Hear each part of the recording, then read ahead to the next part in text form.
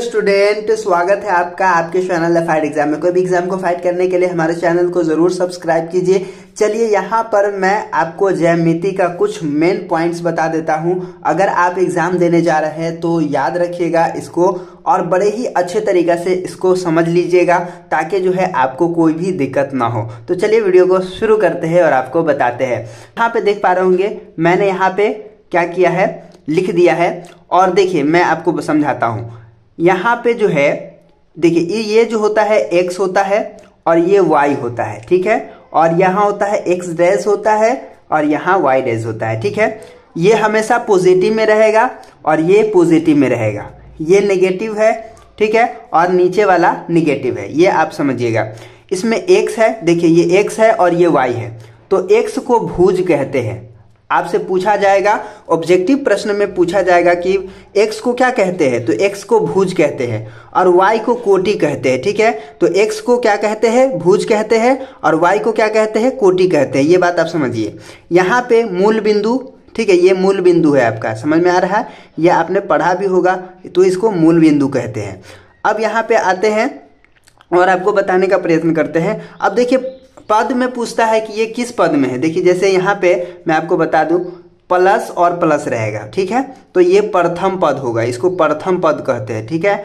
और यहाँ पे रहेगा, देखिए ये माइनस में होगा और ये जो होगा प्लस में होगा, ठीक है, तो ये इसको द्वितीय पद कहते हैं, ठीक है, द्वितीय पद। और यहाँ पे देखिए ये माइनस में होगा और ये भी माइनस में होगा, तो ये माइनस माइनस रहेगा, तो यहाँ पे हम क्या कहेंगे, ये कौन सा पद में होगा, ये तृतीय पद में होगा, ठीक है, तृतीय पद में होगा, याद रखिएगा।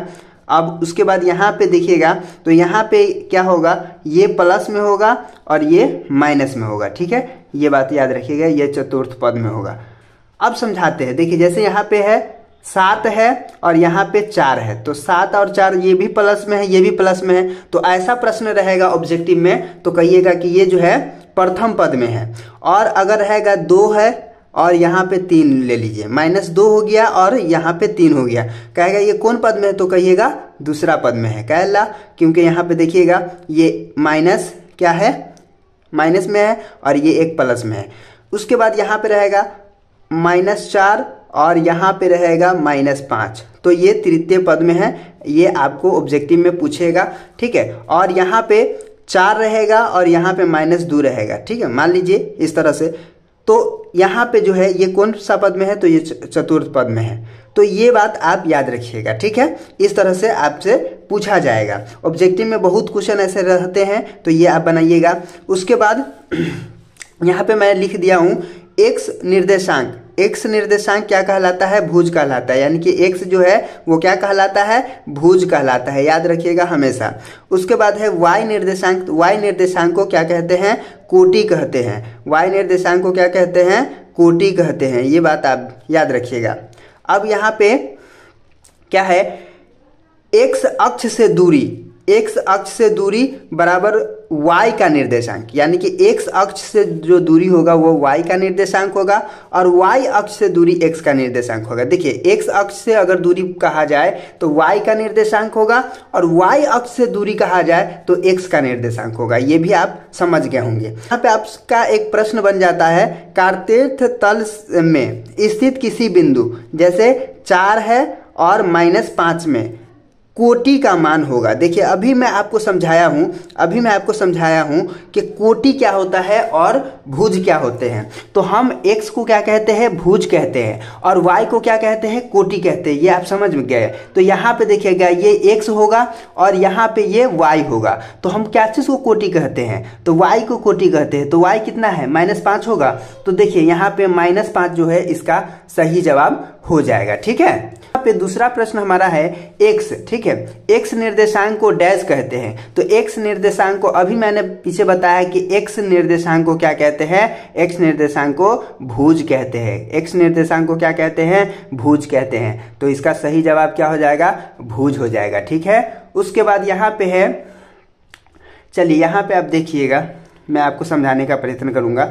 यहाँ पे x अक्ष पर, ठीक है, y बराबर 0 होता है। x अक्ष पर y बराबर कितना होता है, 0 होता है, और y अक्ष पर x बराबर 0 होता है। अगर आपसे पूछा जाए कि y अक्ष पर ठीक है। x बराबर कितना होता है 0 और x अक्ष पर y बराबर होता है 0, ठीक है। आपको समझाते हैं। आइए यहाँ पे प्रश्न है, यहाँ पे प्रश्न दिया हुआ है y अक्ष पर स्थित किसी बिंदु, ठीक है, निर्देशांक है, y अक्ष पर किसी बिंदु निर्देशांक है। तो y अक्ष पर अगर है तो समझिएगा, तो y अक्ष पे कर रहा है तो x क्या हो जाएगा 0 हो जाएगा, क्योंकि y अक्ष पे कहता है x बराबर 0 हो जाएगा।